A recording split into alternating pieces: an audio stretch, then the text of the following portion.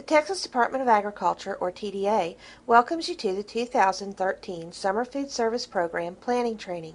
This module will provide information to assist you in planning and preparation for the Summer Food Service Program. This training only highlights some of the program requirements and does not cover the entire program. It is your responsibility to make sure you know and understand all the program rules and requirements.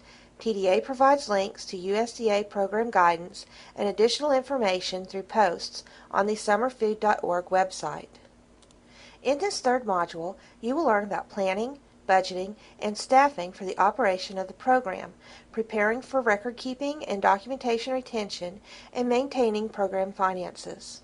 Throughout this training, the following acronyms are frequently used: TDA for Texas Department of Agriculture, SFSP for Summer Food Service Program, USDA for United States Department of Agriculture, CE for Contracting Entity or Sponsor. TDA uses the term CE to refer to the contracting relationship responsible for administering the SFSP. Instead of CE, USDA uses the term sponsor. These terms are interchangeable. VCA for Viability, Capability, and Accountability. AGS for the USDA Administrative Guidance for Sponsors. Page numbers within the AGS will be provided for additional information regarding specific training topics during the live instructor trainings. FBG for the Food Buying Guide. ADP for Average Daily Participation. SFA for School Food Authority. FSMC for Food Service Management Company. Planning for SFSP is critical for program success. Evaluating the current resources available to your organization for food services is an excellent place to start. Deciding if you are going to prepare the meals or purchase them will help determine if you need facilities for meal preparation. Food transportation is a factor to consider also. Once you have determined your meal preparation and transportation, you can begin to ask questions such as, what are the possible startup costs? Will you request advance payments? How long will you operate the program? TDA requests CEs operate the program from June through August. How many and which type of sites are you capable of operating? What is the average number of children you expect to feed daily?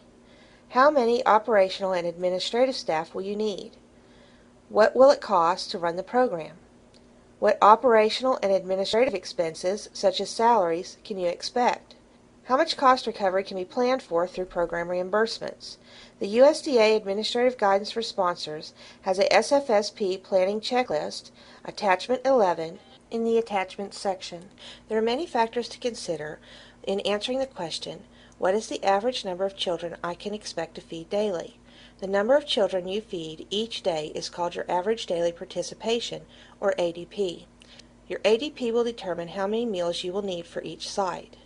If you operated the SFSP program the previous year, the attendance data will be your primary source in determining your new ADP. If you didn't operate the program in the previous year, you'll have to rely on other data sources to determine ADP. Other data sources include eligibility data from schools and census that indicate how many children in the site's service area may participate, conversations with other local CEs, community organizations and school campuses, as well as information collected from your own outreach and marketing efforts. Factors to consider in determining ADP also include attendance peaks and declines. TDA has found that attendance usually peaks in July. However, summer holidays and community events, including carnivals, fairs, rodeos, etc., may cause participation to decrease. Attendance is also lower at the beginning of the summer after school lets out, and at the end of summer when school starts. When planning the number of meals to prepare or purchase, you also need to factor in the number of adults you plan to serve. You may decide to serve teachers, volunteers, security staff, and parents. Including adults in this count will ensure you have enough food to meet the minimum nutritional requirements for the eligible children, as well as the extra meals for adults. Although you are including adult meals in your ADP, you will not be able to claim any of the meals served to those adults, whether they are staff members or parents. Don't forget to contact your TDA regional office and speak with a technical assistance specialist for help also. Remember, TDA is invested in your success. A working budget is one of the most important aspects of a successful program operation. A sound budget helps isolate and define program costs and keeps you on track with your program expenses so you stay within the limits of expected reimbursement. When planning your budget, consider how long you plan to operate your program, taking into account the availability of staff, your financial resources, facilities for the sites, and meal preparation if applicable, the type of meal preparation you will use, equipment needs, and your ADP. Your budget should estimate administrative and operating program costs. Administrative costs are expenses related to the administration of the program and include expenses such as administrative labor costs, budgeting, submitting claims, and office supplies. Operating costs are direct expenses related to providing meal service and include expenses such as cook labor, plates, cups and napkins, trash removal, food, etc. TDA asks CEs to operate the program for the duration of the summer months to ensure that children have access to healthy meals the entire summer. Calculating anticipated reimbursement will help to develop your budget and will provide a baseline for your budgeting amounts. As discussed in Training Module 1, reimbursement is calculated based on the number of allowable meals anticipated multiplied by the appropriate reimbursement rate. Your operational size, such as the number of sites you will operate, will dictate many of your staffing needs.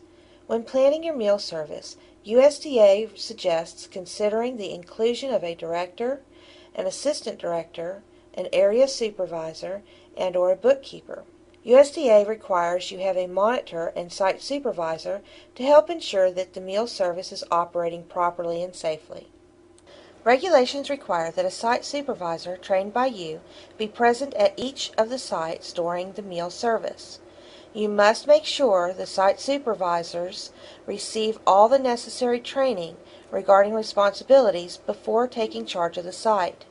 Site supervisor responsibilities include serving meals, cleaning up after meals, ensuring safety and sanitary conditions at the site, ensuring the safety of the food and its compliance with the local health and safety standards, receiving and accounting for delivered meals, ensuring that children eat all the meals on site, planning and organizing daily site activities, implementing alternative food service arrangements during inclement weather, and taking accurate meal counts at the point of service.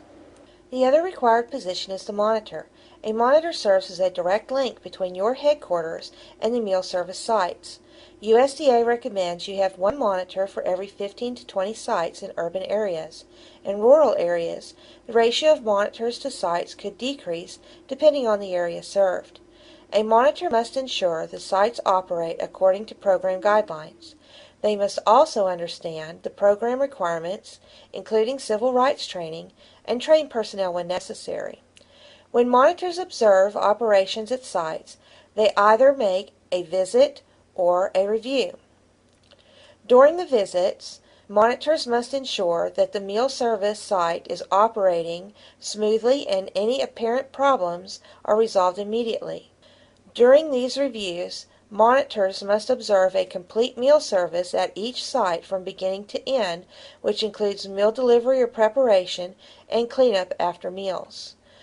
Other monitor responsibilities include checking on-site operations to ensure that site personnel maintain necessary records and documentation, ensuring the program operates in accordance with all requirements, visiting all new and problem sites within the first week of food service operations, reviewing food service operations at all sites within the first 4 weeks of operations, preparing reports of visits and reviews, reporting unresolved or critical issues to the director, revisiting sites as necessary, suggesting corrective actions for problems encountered, ensuring that sites take corrective actions,